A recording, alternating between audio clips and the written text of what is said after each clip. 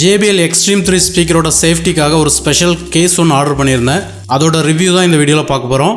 இந்த கேஸ் உண்மையிலே ரொம்ப ஸ்பெஷலாக இருக்குது. பட் இதில் ஒரே ஒரு ட்ராபேக் மட்டும் இருக்குது. எனக்கு அது ஒரு பெரிய ப்ராப்ளம் இல்லை, இருந்தாலும் எக்ஸ்பிளைன் பண்ணுறேன். சரியான மெட்டீரியலில் கொடுத்துருக்காங்க. JBL ஸ்பீக்கரோட ப்ரைஸிங்க்கும் அதோட குவாலிட்டிக்கும் 100% இது சூட்டபுளாக இருக்குது. இதில் மெயினாக அவங்க ப்ரொவைட் பண்ணியிருக்க ஸ்ட்ராப்புமே இது மீடியமான ஹைட்டில் தான் இருக்குது. பட் ரொம்ப ஹேண்டியாகவே இருக்குது. இதுக்கு மேலே ஹைட்டாக இருந்தாலும் எடுபடாதுன்னு நினைக்கிறேன். பிளைனாக இல்லாமல் ஒரு பேட்டர்ன் டைப்பில் இந்த மெட்டீரியல் இருக்கிறதுனால ரொம்ப ரிச்சாக இருக்குது. நல்ல வேளை அவங்களோட பிராண்ட் நேம் கொடுக்கல, அதுவே ஒரு பெரிய விஷயம் தான். ஏன்னா இவ்வளோ ஸ்டாண்டர்டாக கொடுத்துட்டு பிராண்ட் நேம் வைக்காம விட்ருக்காங்க. ஸ்பீக்கரோட சேஃப்டிக்கு 100% அஷூரன்ஸ் கொடுக்கலாம் போல், அவ்வளோ குவாலிட்டியாக இருக்குது. அவுட்டோருக்கு அதிகமாக யூஸ் பண்ணுறீங்கன்னா இந்த கேஸ் கண்டிப்பாக நமக்கு தேவைப்படும். யூஸ் பண்ணுறோமோ இல்லையோ ஸ்பீக்கரை பை பண்ண உடனே இதையும் சேர்த்து பர்ச்சேஸ் பண்ணுறது நல்லது. இதில் ஊக்கு மாட்டை தனியாக ஒரு பின் மாதிரி கொடுத்துருக்காங்க.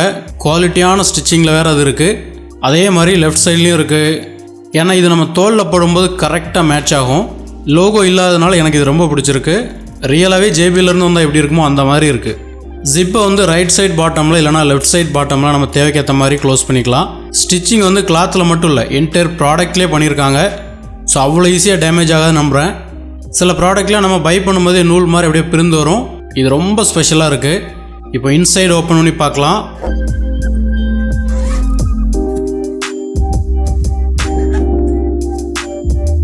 இதில் இன்சைடு வேறு ஒரு ஸ்ட்ராப் கொடுத்துருக்காங்க சைடில் மாட்டுறதுக்கு.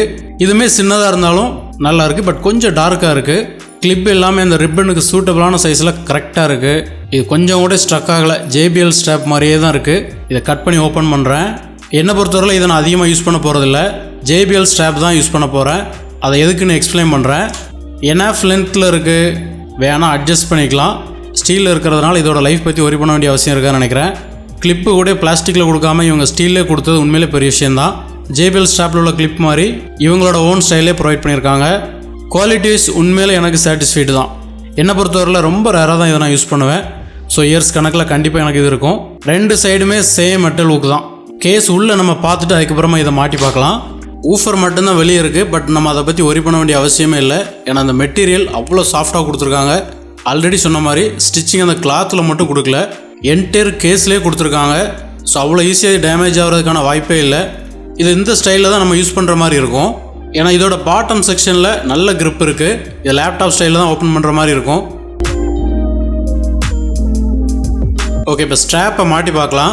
ஆனால் உண்மையிலே JBLோட ஸ்ட்ராப் நம்ம பார்த்துட்டு இதை பார்க்கும்போது கொஞ்சம் சின்னதாகவே இருக்கிற மாதிரி தோணுது. ஆனால் இந்த கேஸை கம்பேர் பண்ணும்போது இது கரெக்டாக தான் இருக்குது. ஃபர்ஸ்ட் இதோட லெஃப்ட் சைடில் மாட்டி பார்க்குறேன். ரைட் சைடுக்கு மேலே இருக்கிற இந்த கேஸில் தான் மாட்டுற மாதிரி கொடுத்துருக்காங்க.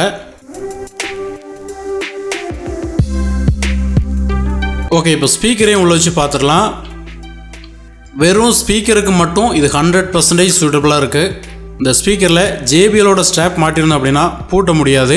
இதைத்தான் நான் ட்ராபேக்குன்னு சொல்லியிருந்தேன். இந்த ஸ்ட்ராப்பை நீங்கள் உள்ளே வச்சு பூட்டினீங்க அப்படின்னா ரொம்ப ரிஸ்க்கானதாக இருக்கும். அது எல்லா டைமும் செட் ஆகவும் செய்யாது. ஸோ அவுட்டோர் அடிக்கடி நீங்கள் போகிறதா இருந்தால் ஸ்ட்ராப்பை கலத்தி தான் ஆகணும், வேறு வழியே கிடையாது. என்னை பொறுத்தவரையில் நம்மளோட ஃபோக்கஸ் அந்த ஸ்பீக்கரோட சேஃப்டி மட்டும்தான். ஸோ ஸ்ட்ராப்போடு சேர்த்து பூட்ட முடியாத நான் ஒரு பெரிய ட்ராபேக்காக பார்க்கல. அடிக்கடி அவுட்டோர் நீங்கள் போகிறதா இருந்தாலோ இந்த ஸ்ட்ராப்பை நீங்கள் மாட்டியே பழகிட்டீங்கனாலோ இது உங்களுக்கு ஒரு பெரிய ஃப்ரஸ்ட்ரேஷனாக தான் இருக்கும். அதில் எந்த சந்தேகமும் வேண்டாம்.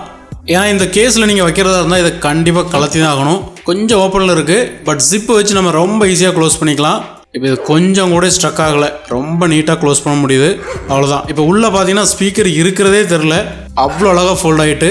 இந்த ஸ்ட்ராப் கலர் மட்டும் கொஞ்சம் டார்க்காக இருக்குது. பட் அது ஒரு மேட்ரு இல்லைன்னு நினைக்கிறேன். JBL ஸ்ட்ராப்போடு சேர்த்து க்ளோஸ் ஆகிற மாதிரி கொடுத்துருந்தாங்கன்னா உண்மையிலே இது ஒரு பெரிய ஸ்பெஷலாக இருந்திருக்கும்.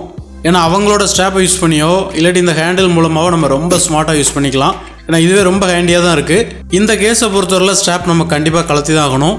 அப்புறம் அதை வேறு தனியாக நம்ம கேரி பண்ணிகிட்டு இருக்கணும். கொஞ்சம் பிஸியாக எங்கேயா போனோம் அப்படின்னா மறக்கிறதுக்கான பாசிபிலிட்டியும் இருக்குது. Xtreme 3 வீடியோலேயே நம்ம பார்த்துருந்தோம் இந்த ஸ்ட்ராப் ரொம்ப முக்கியம் அப்படின்னு. ஏன்னா ஸ்பீக்கரில் கை வச்சு நம்ம தூக்க முடியாது, எல்லா டைமும் சேஃப்டி இல்லை. கேஸ்லேயே மாட்டிட்டோம் அப்படின்னா வேலை ஈஸியாக முடிஞ்சிடும். கையில் லைட்டாக குத்துன மாதிரி இருக்குது, கொஞ்சம் கவனமாக யூஸ் பண்ணுங்கள்.